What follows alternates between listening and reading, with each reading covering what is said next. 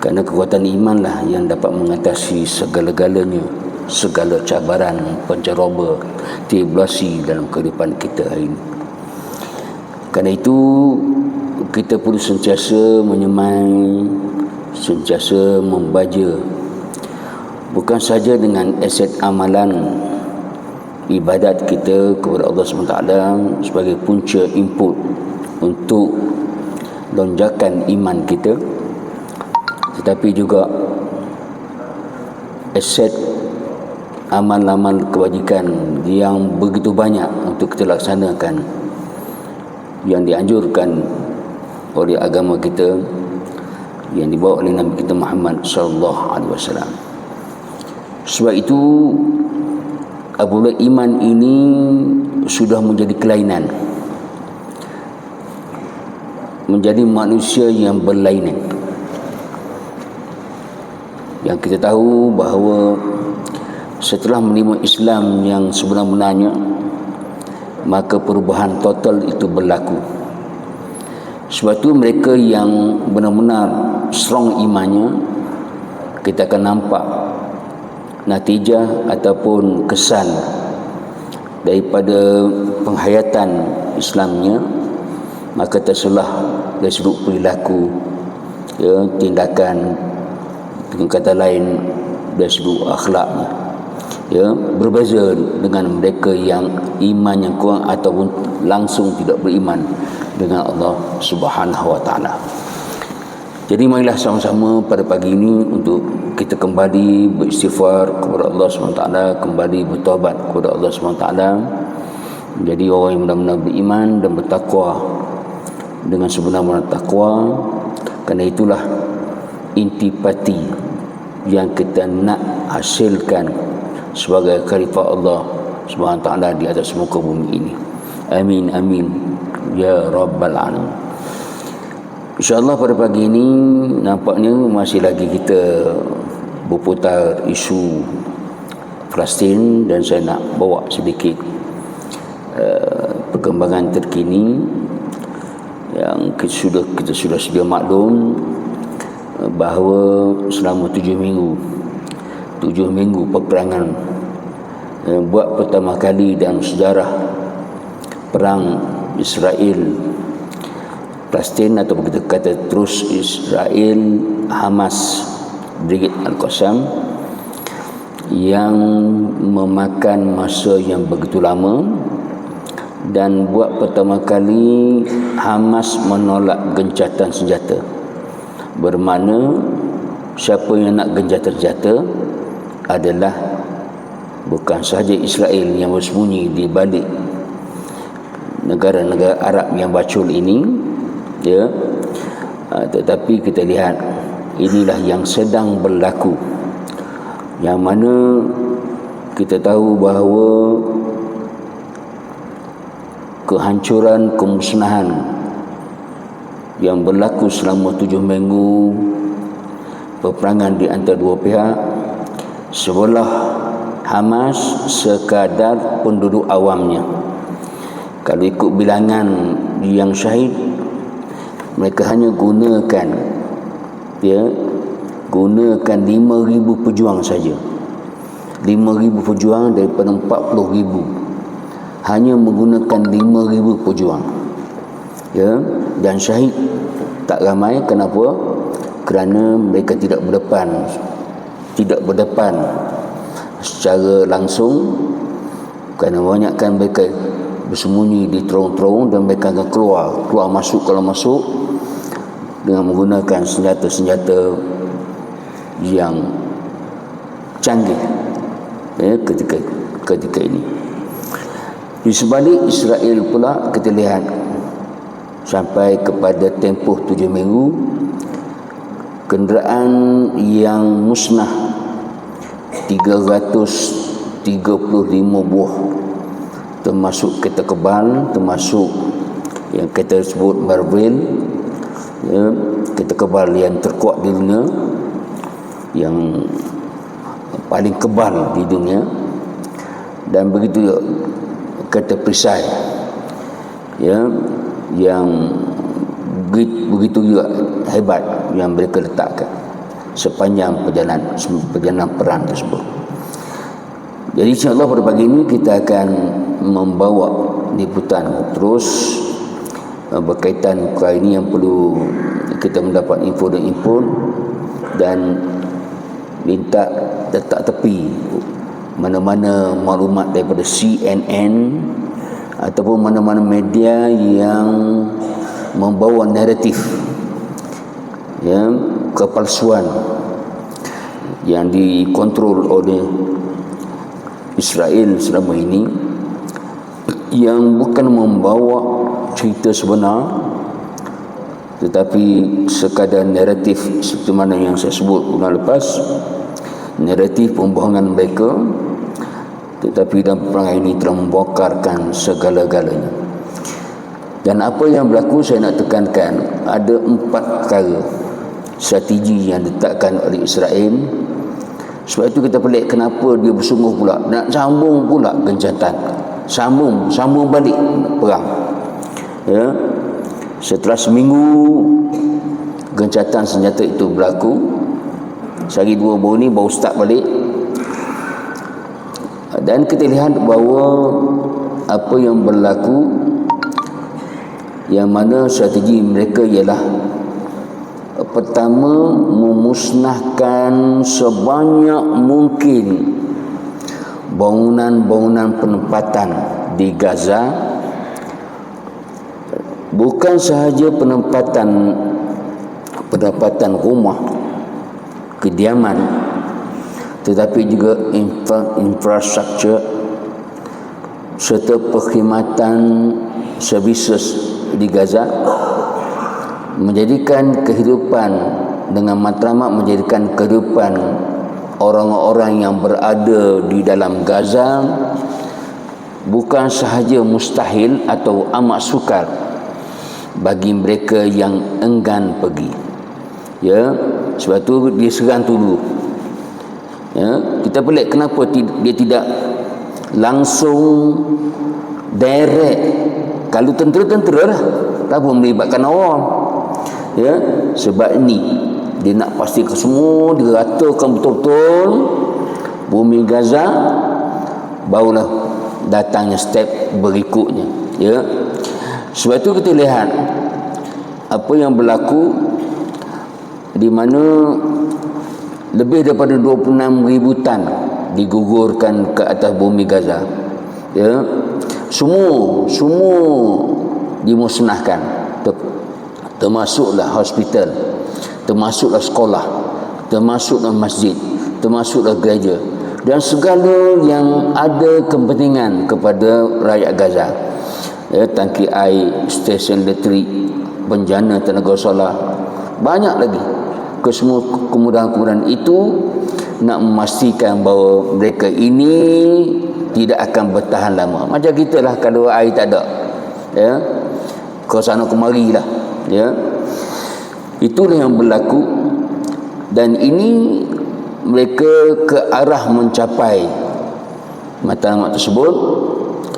Ya, tetapi kita kena ingat ini perancangan mereka. Ya, perancangan Allah lebih daripada itu. Selepas selesai yang pertama, maka mereka akan gunakan, ya, perancangan yang kedua, iaitu rancangan perpindahan penduduk Gaza ke Mesir. Mana tempatnya? Tempatnya ialah di Semenanjung Sinai. Ya, sebelum ni dia letak di selatan Jordan. Dah pindah rancangan itu balik asal, iaitu rancangan yang pernah diletakkan pada tahun 2015 yang lepas.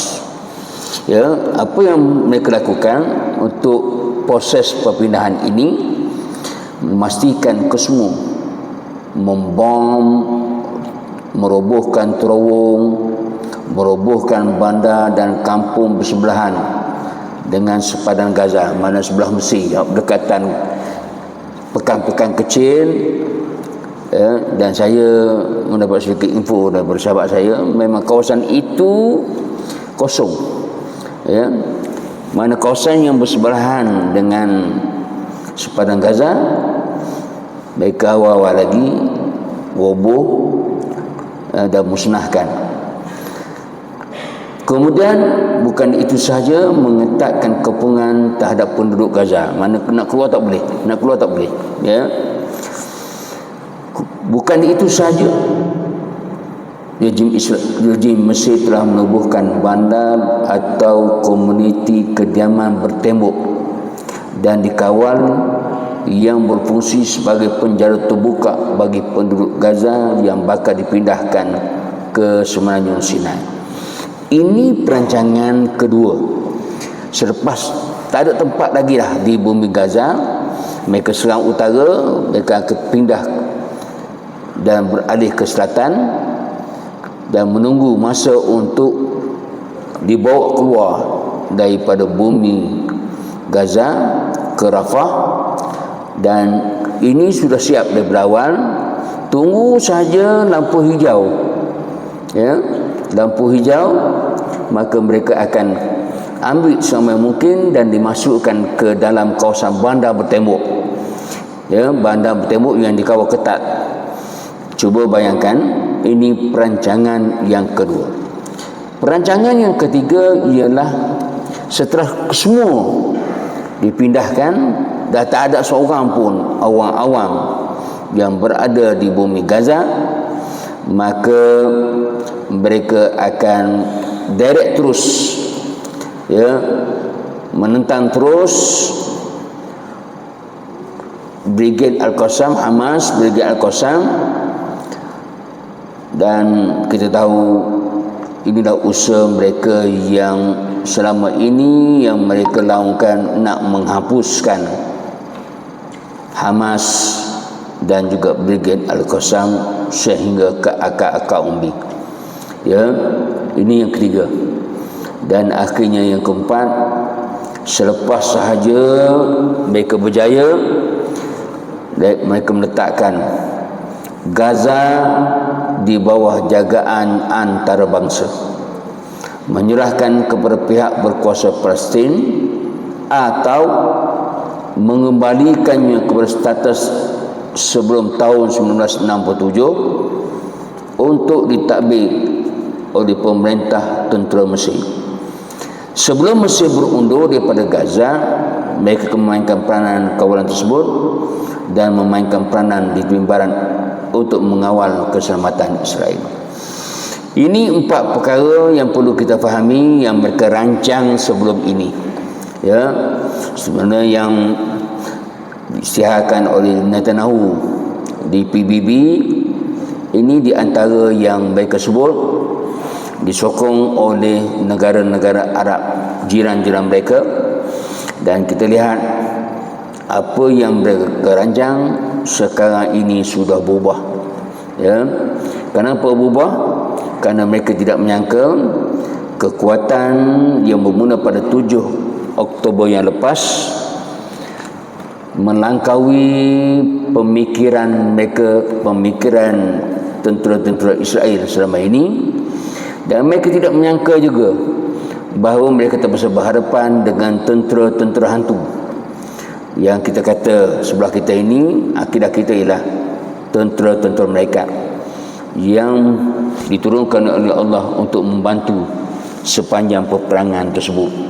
Dan inilah yang menyebabkan ramai di kalangan tentera Israel merayu-rayu kepada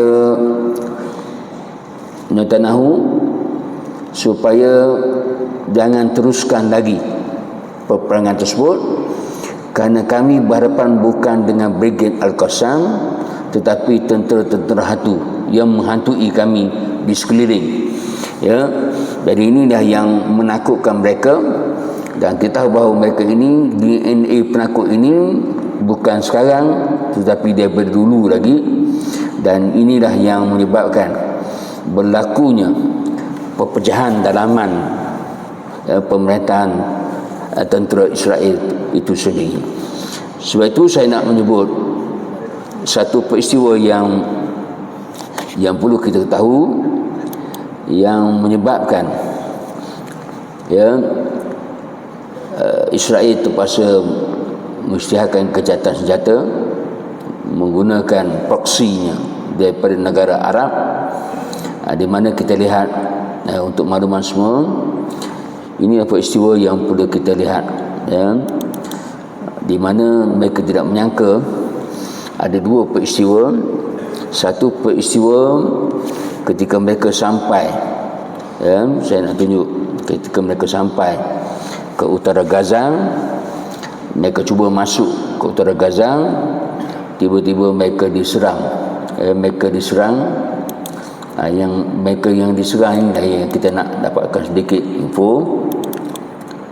Yang inilah yang menyebabkan mereka terpaksa mengisytiharkan gencatan senjata. Kita boleh saksikan di sini, ini di Beit Hanun, di mana Brigade Al-Qassam keluar daripada terowong-terowong, dan ada 11 kereta kebal ketika itu yang cuba nak memasuki utara Gaza, tiba-tiba diserang oleh Brigade Al-Qassam.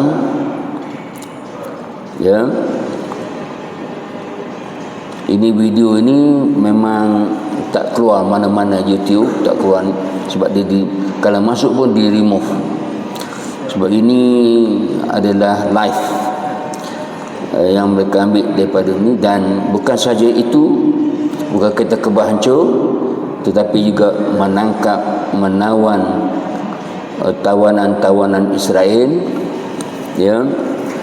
yang berlaku, dan menyimpan mereka di satu tempat yang rahsia, dimasukkan ke dalam terowong.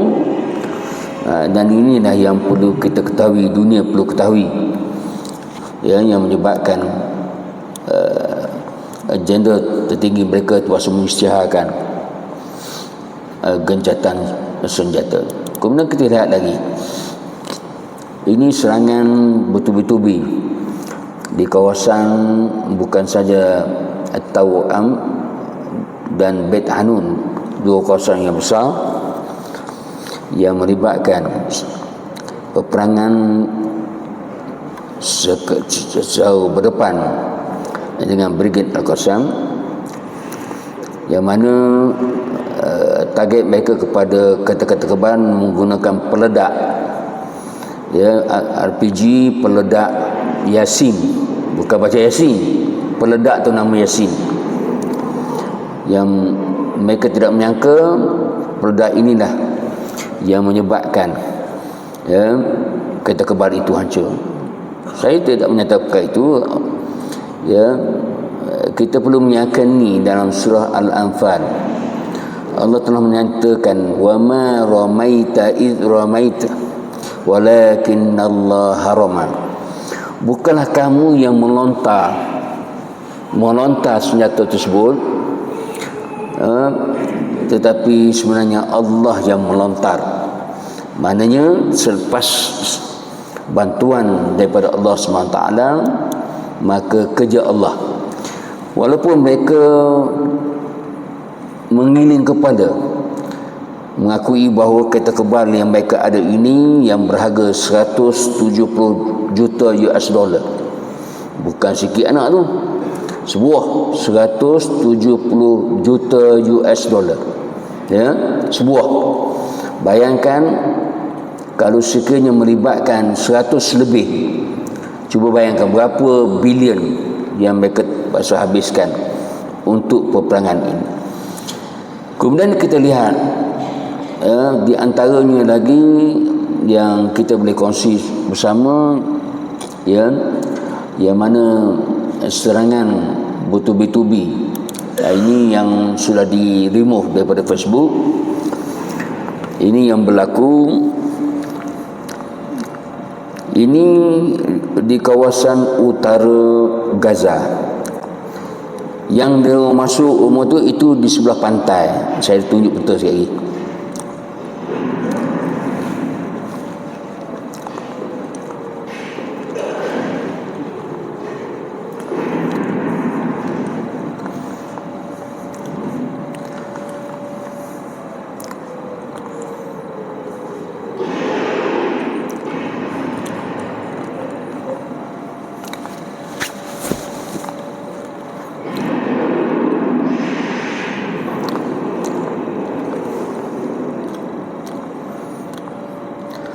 Ini diambil oleh Brigade Al-Qassam secara live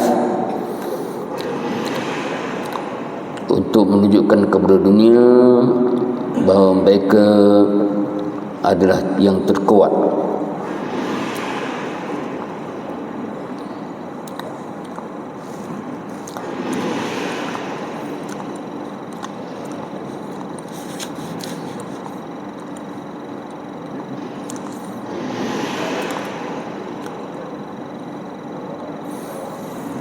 Cuba bayangkan dengan menggunakan RPG peledak Yasin, mereka telah menghasilkan dentuman yang begitu hebat, kehancuran sungguh-sungguh, ya.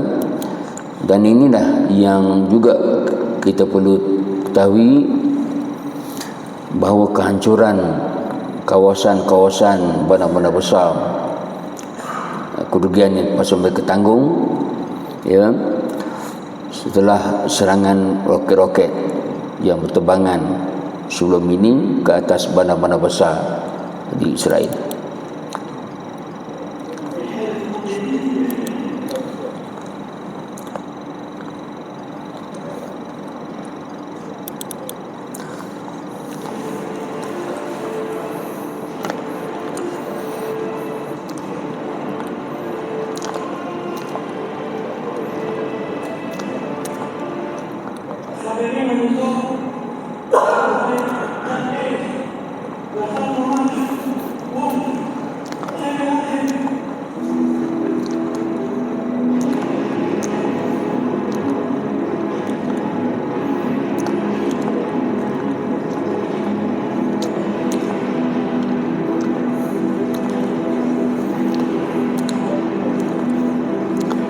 Boleh kita saksikan ini secara wartawan yang menyiarkan ini telah terbunuh, ya, telah terbunuh. Wartawan yang menyiarkan ini telah terbunuh, dan ramai wartawan Al Jazeera dan pelbagai pihak lagi sepanjang peperangan 7 minggu lebih ratusan yang terbunuh dalam peperangan tersebut. Ini yang kita boleh saksikan, ya, sepanjang yang berlaku, supaya kita mendapat input yang betul. Sebab itu saya nak sebut sedikit analisis kemusnahan musuh. Ini kita tengok sepintas lalu, sebuah merkabah iaitu kereta kebal mampu memuatkan 6 orang tentera maksimum, 6 orang.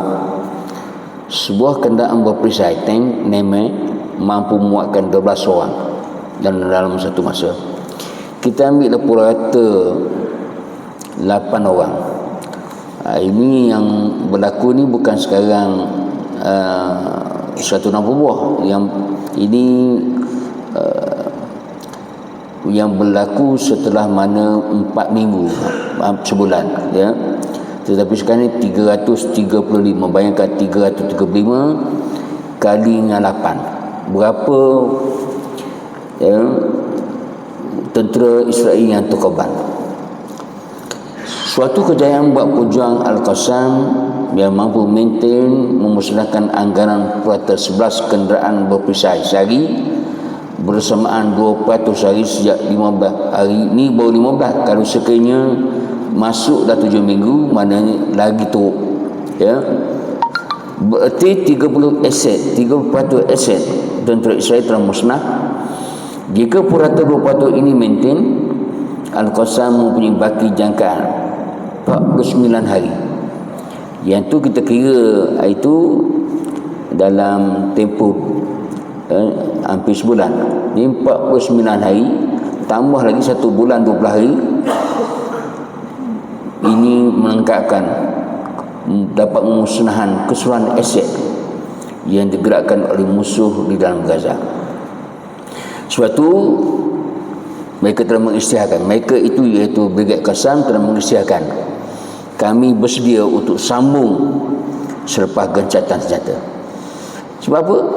Sebab aset yang ada kepada Brigade Qassam adalah RPG, ya, sniper, itu je. Yang lain itu roket. Sedangkan persiapan musuh, Masya Allah, satu kereta kebal 170 juta US dollar, kos yang begitu tinggi. Dan saya nak sebut lagi, ya, ini yang berlaku sampai 22 November, 319 buah. Total kena musuh yang musnah sebagai sebenarnya sebelum berjata-jata 11 buah kenderaan. Ini kena bagi sikit, ini maklumat bukan 319, 335, ya, 335 buah kenderaan. Anggaran aset kereta perisai digerakkan dalam Gaza 1000 buah, 57% daripada jumlah keseluruhan aset. 32% aset telah dimusnahkan sehingga tarikh 20 November, 23 November itu adalah tarikh gencatan senjata. Dan kita lihat lagi purata sehari kemusnahan di pihak musuh 12 kenderaan sehari. Jumlah kumulatif anggaran terhadap jenis fas mati atau cedera, kalau kita 335 kali 8 tadilah, ya, kita dapatlah jumlah sebenar, ya, tentera-tentera mereka yang mati atau cedera parah. Adapun baki yang tawanan-tawanan itu melebihi daripada 300 orang, ya, lebih daripada 300. Dan inilah yang menjadi pertukaran dengan mereka-mereka orang Palestin yang ditahan, melebihi 5,000 orang di penjara-penjara Israel. Dan kita lihat bagaimana apa yang berlaku, yang kita buat sedikit analisis kelemahan pentadbiran perang musuh, yang mana pihak yang mengendalikan perang bagi Israel adalah US. Selain daripada bantuan tunai daripada US sebanyak 8 bilion US dollar, penghantaran 10,000 tentera dan bantuan aset kenderaan di hari awal berlakunya Taufan Al-Aqsa, Amerika juga mengambil alih War Room secara langsung. Ini bukti bahawa US menganggap Israel tidak mampu mempertahankan dirinya sendiri. Kemudian kita lihat kabinet Israel selepas serangan 7 Oktober adalah kabinet gabungan antara parti pemerintah dan pemakan. Ahli politik Israel yang berteragas selama ini akhirnya buat kali pertama dalam sejarah bersatu untuk menghadapi rakyat Palestin. Bacaan mudah dalam persaingan politik, bila seluruh politik bersatu, maknanya mereka ada musuh yang lebih besar yang mereka tidak boleh hadapi sendirian. Ya, kemudian kita lihat lagi ekonomi Israel sedang menuju kehancuran. Ini yang kita nak, sebab dia bongkak sangat. Ya. Dan kita tahu bahawa boikot seluruh dunia, bukan sahaja negara-negara Arab, bukan pemimpin Arab, saya bukan sebut pemimpin Arab, boikot daripada rakyat di negara-negara Arab.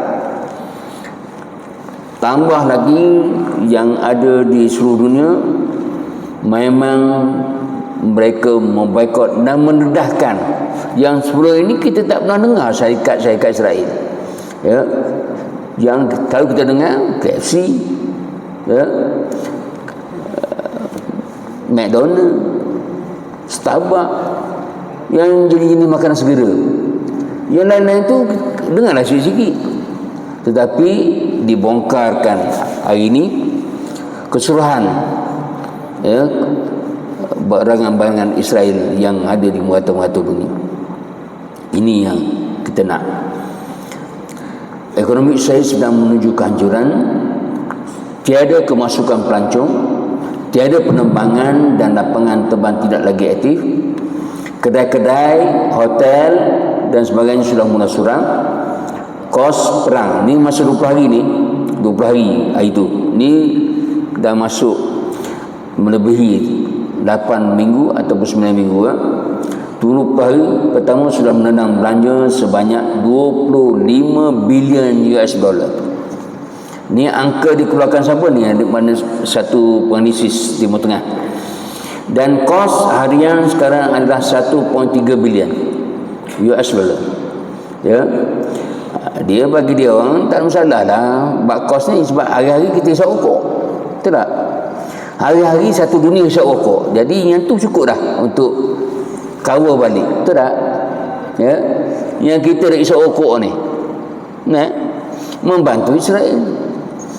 Cukuplah dengan rokok tu untuk cover segala-galanya yang dia hilang ni. Ya. Ini yang kita nak boikot cukup payah bak rokok, sebab dah ketagih. Kemudian kita lihat rakyat Israel sudah hilang keyakinan kepada kemampuan negara mempertahankan mereka. Selama puluhan tahun tertanam dalam minda rakyat Israel bahawa Israel negara terkuat dunia dan Israel mampu menyerang Iran bila-bila masuk. Serangan beberapa minit pada 7 Oktober yang telah menjatuhkan 11 penempatan askar, 21 penempatan haram Israel, membunuh lebih 1,000 tentera dan menawan lebih 200 tawanan yang sebelum ini, ya, menghilangkan mitos kepercayaan itu daripada minda rakyat Israel. Bagi yang ada kewargaan negara lain dan ada uang, mereka keluar beramai-ramai kembali ke negara mereka melalui Jordan. Saya diberitahu rakyat Israel seberang daripada tebing barat masuk Lord Allenby Bridge terus ke airport, airport Jordan, dan yang kaya ni lari balik ke negara yang mereka pernah, negara asal mereka. Ini yang berlaku. Jadi serangan membawa buta tak ada awam Gaza hanyalah untuk membalikan keyakinan tersebut kepada rakyat bahawa Israel masih kuat. Ya, itu sekadar mitos. Sebab itu saya nak menyatakan ini yang sedang berlaku, dan apatah lagi pergerakan ahli politik dan rakyat untuk menjatuhkan Netanyahu semakin hari semakin kuat. Dan pasti dalam pilihan raya ini ditangguhkan, selepas ini pasti Netanyahu tidak akan naik. Semua menafsirkan bahawa Netanyahu sudah hilang kredibiliti untuk memimpin. Netanyahu tidak ada pilihan selain meneruskan serangan sebagai alasan untuk menangguhkan pilihan raya, bukan kerana tajuk dia dah kalah dah. Kepentingan politik dia untuk menang pilihan raya, tapi nampaknya terpaksa tangguhkan. Dan kalau ada berita terbaik bagi dia iaitu menang ke apa, maka ini akan menaikkan balik kredibiliti beliau di mata rakyat Israel. Ada semua yang mengatakan bahawa sasaran adalah 50,000 kematian di pihak Palestin. Sekarang ni berapa? Sekarang ni 17,000. Ya, sekarang ni 17,000. Jadi dia target 50,000. Bayangkan. Ada bacaan politik yang menyatakan bahawa Netanyahu akan jatuh dalam tempoh terdekat. Macam-macam lah, ya. Kemudian kita lihat pergerakan daripada Iran dan sekutunya, Syria, Hezbollah, Lebanon dan Houthi Yaman sudah berlaku. Mungkin juga Iraq tidak lama lagi. Semua mendapat peluang keemasan atas kelemahan Israel ini untuk meluaskan projek Hilal Syiah atau Syiah Raya. Jika mereka bersatu menyerang serentak, Amerika dan sekutunya juga sedang sibuk dengan isu Ukraine dan lain-lain, belum tentu mampu menamatkan Israel.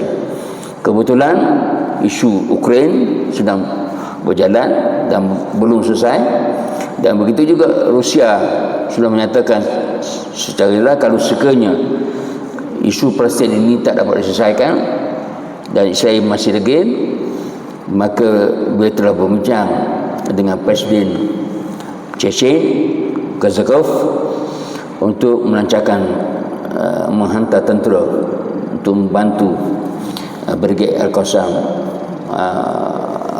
daripada ditawan oleh pihak Israel. Kita akan lihat nantinya apa yang sedang berlaku. Ini yang kita lihat.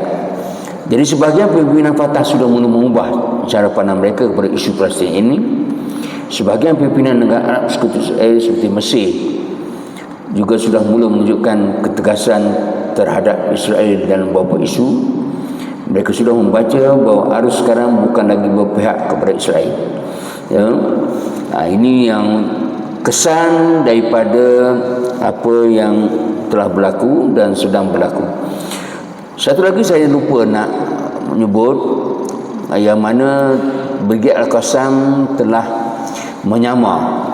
Jika dia tawan tentera-tentera Israel, ya, letak simpanan di terowong-terowong, ya, mereka menyamar menggunakan pakaian tentera Israel untuk berada di kawasan ini. Saya nak tunjuk, ya, biar nampak betul sikit.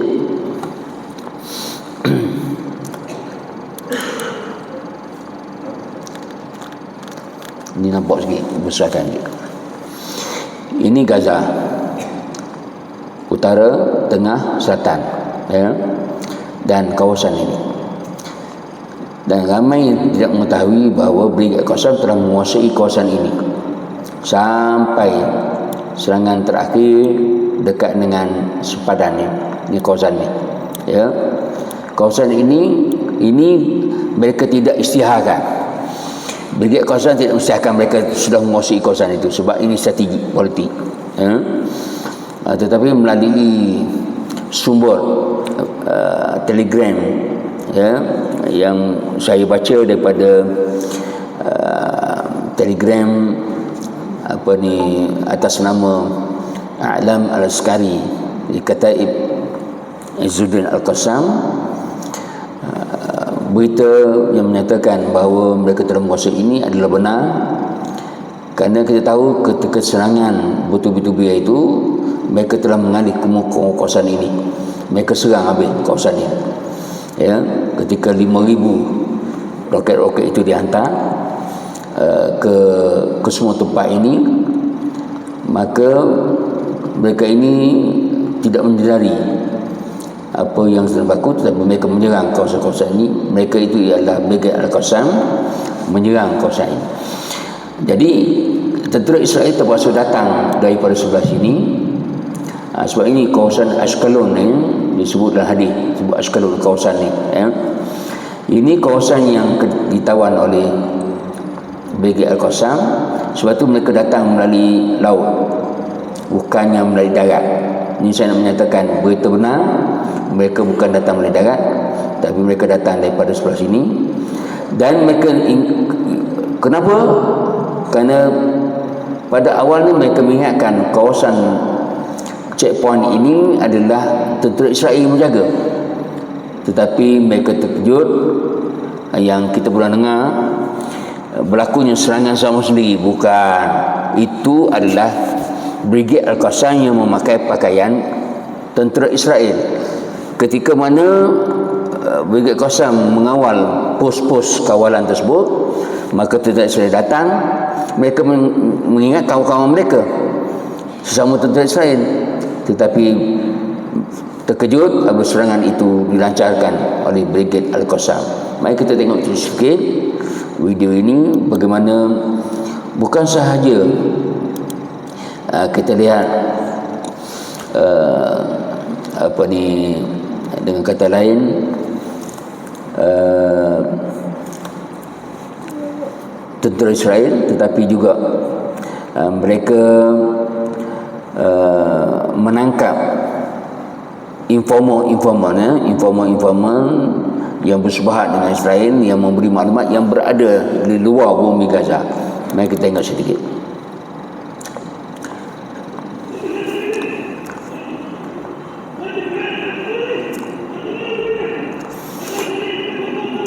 Nah, ini yang pengkhianat ni. Ini orang Arab daripada Gaza yang memberi maklumat, dan ini adalah tentera Brigade Al-Qassam yang memakai pakaian tentera Israel.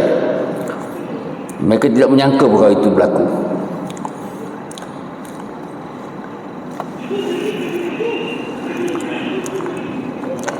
Seramai lebih daripada 40 orang, yang dapat ditangkap kerana memberi maklumat kepada pihak Israel di mana kedudukan Brigade Al-Qassam dan sebagainya. Ya, mereka tidak menyangka bahawa yang berpakaian tentera Israel itu adalah Brigade Al-Qassam.